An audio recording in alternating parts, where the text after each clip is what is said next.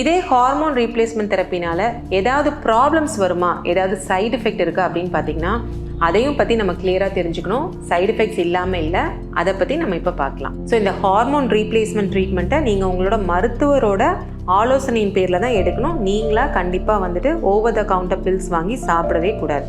ஏன்னா இந்த ஈஸ்ட்ரோஜன்ன்ற ஹார்மோனை வந்துட்டு ப்ரொஜெஸ்ட்ரான் கொடுக்காம வெறும் ஈஸ்ட்ரோஜன் மட்டும் ரொம்ப நாளைக்கு எடுத்துகிட்டே இருந்தால் சில சமயங்களில் கர்ப்பப்பை கேன்சர், பிரெஸ்ட் கேன்சர் இந்த மாதிரி வரதுக்கான ரிஸ்க்கு ஒரு சிலருக்கு அதிகமாக இருக்குது.